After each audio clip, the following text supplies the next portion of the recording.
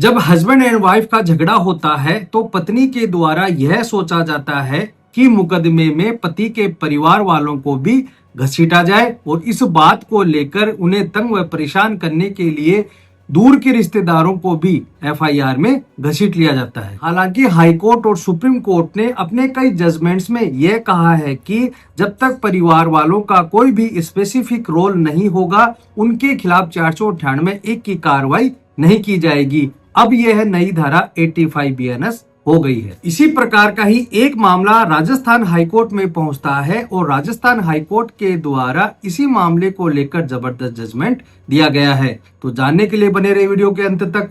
मैं हेमंत सैनी एडवोकेट और आप देख रहे हैं हेमंत LLB लॉ। वीडियो अच्छा लगा तो प्लीज इसे लाइक करें। अगर आप चाहते हैं कि ऐसे इंटरेस्टिंग वीडियो मैं आपके लिए बनाता रहूं तो प्लीज चैनल को सब्सक्राइब जरूर से कर ले। यह मामला एक विधवा जेठानी के खिलाफ था। इस मामले में यह होता है कि पति पत्नी का झगड़ा हो जाता है और झगड़ा होने के बाद दोनों अलग अलग हो जाते हैं और अलग होने के बाद पति के द्वारा फैमिली कोर्ट में तलाक की याचिका लगा दी जाती है और इसी दौरान ही पत्नी के द्वारा पति और उसके घर वालों के खिलाफ 498(1) की एफआईआर दर्ज करवा दी जाती है और उस एफआईआर में जो विधवा जेठानी थी उसका नाम भी लिखवा दिया जाता है जो उस पति पत्नी से अलग रहती थी। एफआईआर दर्ज होने के बाद उसमें इन्वेस्टिगेशन होता है। इन्वेस्टिगेशन होने के बाद जो चार्जशीट थी वह न्यायालय में पेश कर दी जाती है और पति और उसके अलावा जो विधवा जेठानी थी उसको भी आरोपी बना दिया जाता है। लेकिन विधवा जेठानी थी उसके द्वारा राजस्थान हाई कोर्ट में एक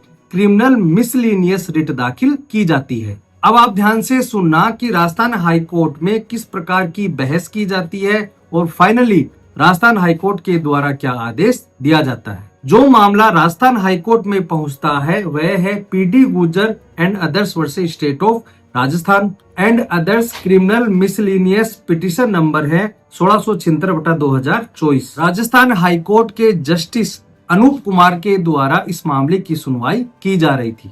राजस्थान हाई कोर्ट में विधवा महिला के द्वारा यह बहस की जाती है कि वह अपने वैवाहिक घर में अलग रहती है और यह भी कहा जाता है कि पति पत्नी के निजी जीवन से मेरा कोई भी संबंध नहीं था।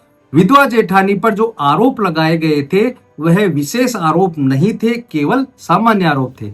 राजस्थान हाईकोर्ट ने यह पाया कि पति पत्नी दोनों ही शिक्षक थे और वह शहर से अलग रहते थे और जो विधवा जेठानी थी वह अपने वैवाहिक घर में अलग रहती थी। आगे हाई कोर्ट ने यह भी कहा कि पत्नी ने अपनी एफआईआर में यह भी नहीं बताया कि जेठानी ने उसे किस प्रकार से परेशान किया, कथित दुर्व्यवहार किया और किस प्रकार से प्रताड़ना की। कोर्ट ने आगे यह भी कहा कि विधवा जेठानी का पत्नी के घरेलू मामलों से कोई भी संबंध नहीं था। यदि पति या ससुराल पक्ष के द्वारा पत्नी से दहेज की कोई भी मांग की गई हो तो उससे याचिकाकर्ता यानी जेठानी को कोई भी लाभ मिलने वाला नहीं था। जेठानी का उन नकदी और दहेज के सामान से कोई भी लेना देना नहीं था जो कथित रूप से महिला के पति और सास ससुर को दिए जाने थे। इस प्रकार की महत्वपूर्ण बात कहते हुए एफआईआर में जो जेठानी का नाम लिखवाया गया था उसके खिलाफ की गई कार्रवाई को रद्द कर दिया।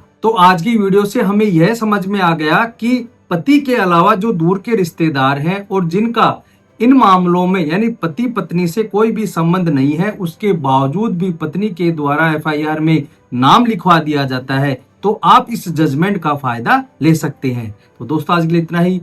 वीडियो अच्छा लगा हो तो प्लीज इसे लाइक करें। अगर आप चाहते हैं कि ऐसे इंटरेस्टिंग वीडियो मैं आपके लिए बनाता रहूं तो प्लीज चैनल को सब्सक्राइब जरूर से कर ले। धन्यवाद।